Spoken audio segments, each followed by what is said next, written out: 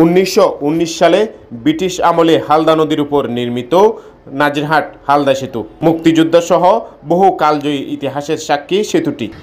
পরিত্যক্ত হওয়ার কয়েক যুগ পর 2024 সালের 16 মে বৃহস্পতিবার পুনর্নির্মাণ কাজ শুরু হয় নাজিরহাট পুরাতন হালদা সেতুর।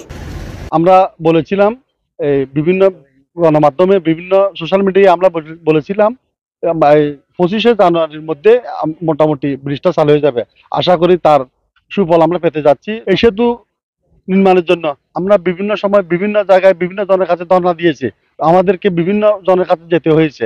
আমি বলতেছি না আমার একাক চেষ্টায় হয়েছে, এটা সবার চেষ্টা। একজন সাংবাদিক যদি এক কলম লিখে থাকে তারও একটা অবদান আছে। সেই হিসেবে আমার বাজার সভাপতি হিসেবে, নাজের বাজার সভাপতি হিসেবে আমার অবদান আছে।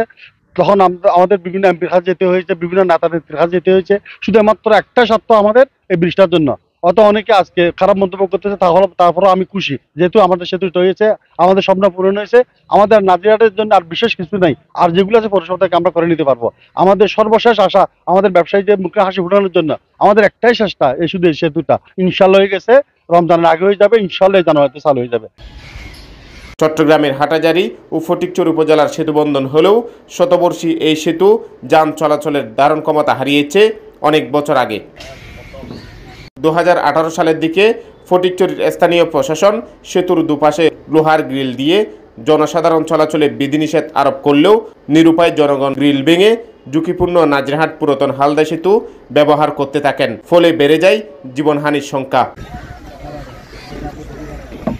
সেতুটি অকেজো হওয়ায় নাজিরহাট বাজারে ব্যবসা বাণিজ্যে ধস নামে। তবে জনগণের দাবির মুখে গত সরকার এই সেতুর স্থলে আরেকটি বেলি ব্রিজ নির্মাণের উদ্যোগ নেয়। 10 ফুট প্রস্থ এবং 300 ফুট দৈর্ঘ্যের নির্মাণাধীন বেলি ব্রিজের কাজ এখন প্রায় শেষ পর্যায়ে। জানুয়ারিতে যান ও জনসাধারণের চলাচলের জন্য বেলি ব্রিজটি উন্মুক্ত করে দেওয়া হবে বলে ব্রিজের ঠিকাদারি প্রতিষ্ঠান সেলিম অ্যান্ড ব্রাদার্স সূত্রে জানা গেছে।